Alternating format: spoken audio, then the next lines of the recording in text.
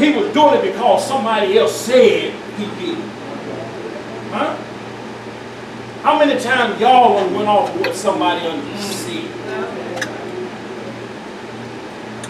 Well, stop believing everything folks tell you.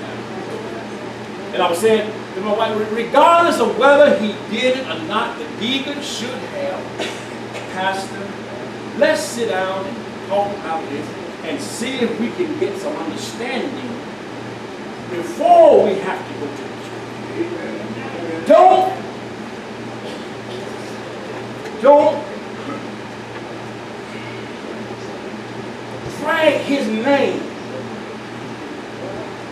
and his family through all of that nonsense and you don't know whether it's true or not.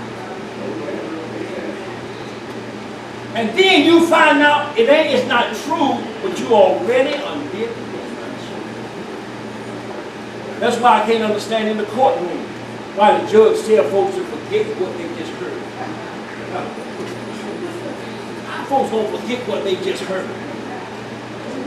It's already out. Once it's out, you can't take it back. So the best thing you can do is keep your mouth shut.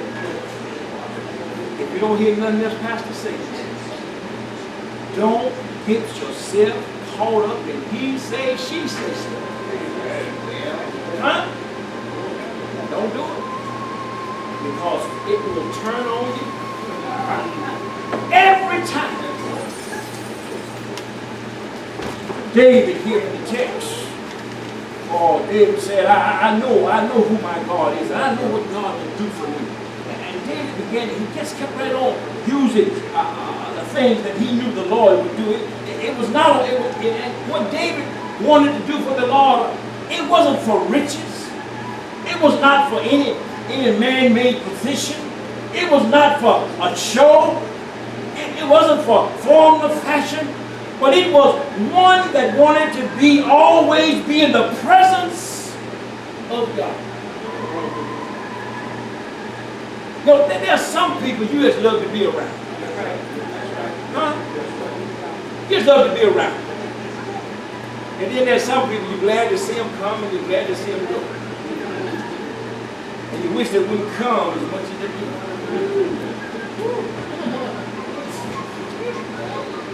But David said, no, I just want to be in the presence of God because the way I love God, the way I feel about God, I just want to be with Him. He said, I want to be in the presence of the Lord and I will seek after it.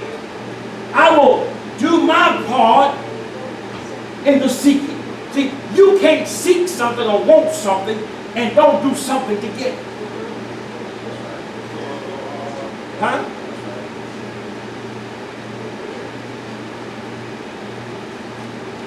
You always got to refer back to things that can relate.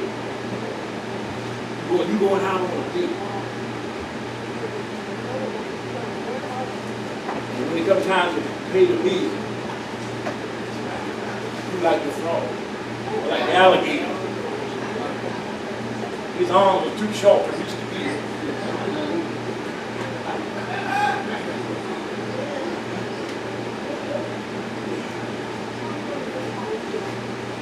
You trying to start a relationship and you don't pay the bill, that's the woman's sign right there that your game no good. And if you go on and Dutch true, I can go out by myself and Dutch true. But you got to learn that if you want something, you got to do something to get it.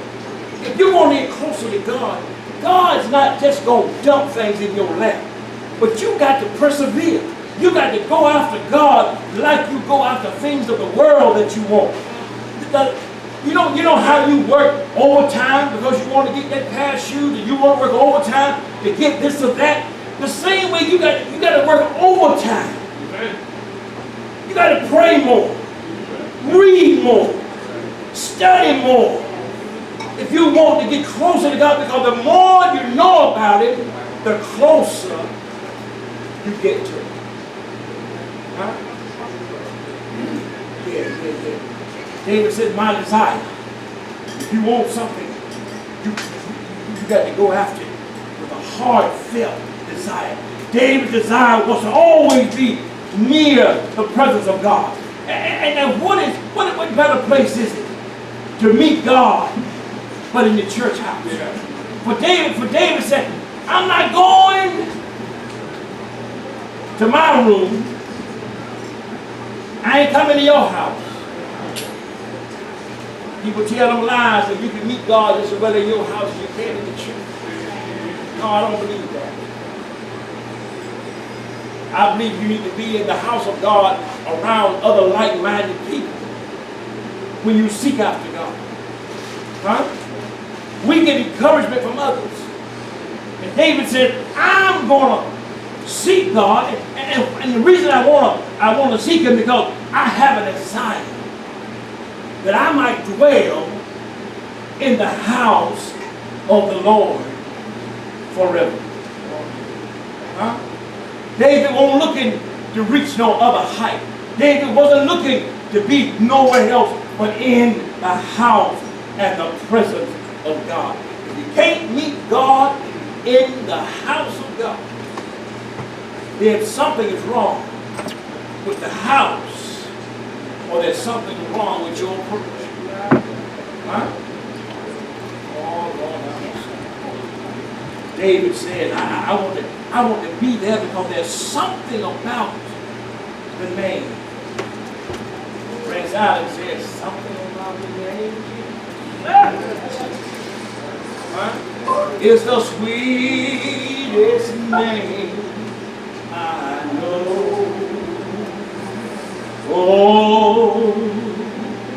Oh, David said, the name of God is the sweetest name I know.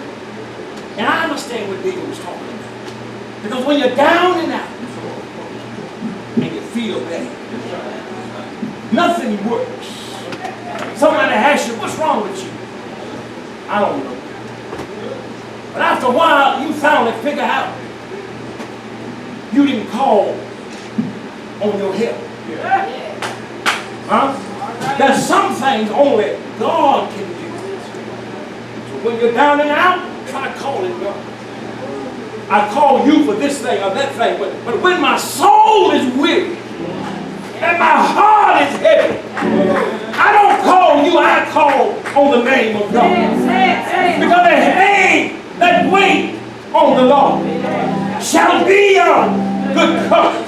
David said, wait, I say, on the Lord. Don't worry about what anybody else does. You just wait in your place. Wait for your time. Wait for your deliverance. Wait until he shows up. And when God shows up, what will he do? He'll show out every time.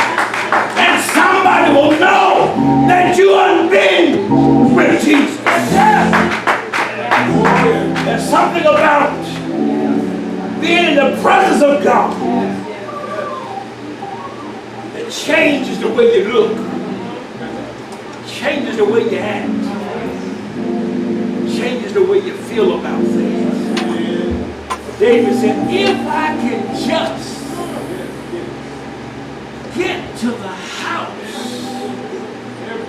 of God, I will follow him all the days of my life. I will seek after him. The scripture says, seek the Lord while he may be found. Or there will come a time when you will call him and he will not answer. Seek him while you can. When things ain't going right in your life, take inventory. Find out. And I turn it over to the Lord. And I go before God with what I'm going through. Then I ask the Lord give me the answer to my situation. And I believe what David said. The Lord is my light, my salvation. The Lord is the strength of my life. Whom shall I be afraid? When my enemies and my foes come upon me, eat up my flesh, they stumble and fail. Though a host be camped around about me, I will not fear. I will not fear because I know the Lord is my light and my salvation. Yeah. Praise God.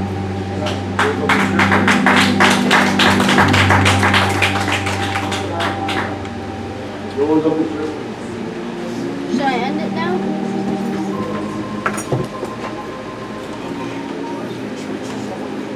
I hope you, one thing I ask you to encourage you to do is read that entire psalm. Psalm 27. Make that your daily reading for next week. Read it. Find out the 9 things that David praised God for. And then find the 12 petitions that David petitioned God for. If you can do that, then you will understand Psalms 27. You can't understand it until you dig in it. Dig in it. Find out those things. The Lord says, come. Ye that are weary and heavy laden, he shall come and I will give you rest.